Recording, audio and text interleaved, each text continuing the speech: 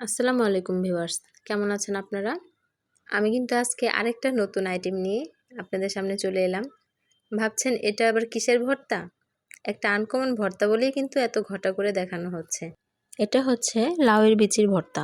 লাউয়ের বিচির ভর্তা নাকি বরিশালের মানুষরা খায়, সবসময় শুনে এসেছি। তাই ভাবলাম একদিন ট্রাই করে দেখি তো কেমন লাগে। তাই বানিয়ে ফেললাম। আসলে কিন্তু ভর্তাটা অনেক অসাধারণ, অনেক বেশি মজা। চলুন তাহলে দেখি কিভাবে বানিয়েছিলাম। প্রথমে লাউয়ের বিচিটা অল্প একটু তেলে অল্প সময়ে ভেজে নিয়েছিলাম।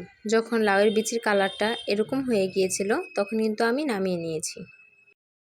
আগেই আমি শুকনো মরিচ এবং কাঁচামরিচ ভেজে নিয়েছিলাম। এখন রসুন আর পেঁয়াজটা ভালো মতো ভেজে নিলাম। সব কিছু ভাজা হয়ে গেলে আমি লাউয়ের বিচি দুইবারে নিয়ে বাটনার সাহায্যে ভালো মতো পিষে নিয়েছি। এখন তেলে রাখা শুকনো মরিচ ও কাঁচামরিচটাও পিষে নিচ্ছি। তারপর আমি কিন্তু পেঁয়াজ আর রসুনটাও বাটনার সাহায্যে পিষে নিতে পারতাম, কিন্তু আমার কাছে মনে হলো ভর্তার মধ্যে যদি হাতের স্পর্শ না থাকে তাহলে ভর্তাটা যেন পরিপূর্ণ হয় না।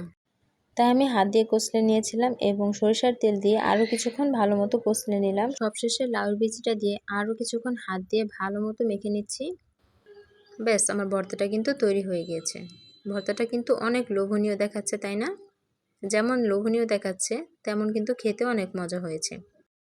ভর্তাটা কেমন হয়েছে এবং এরকম ভর্তা কখনো খেয়েছেন কিনা কমেন্ট করে জানাতে ভুলবেন না। এবং আপনি যদি আমার পেজে প্রথম হয়ে থাকেন অবশ্যই ফলো দিয়ে রাখবেন। সবাই ভালো থাকবেন। আল্লাহ হাফেজ।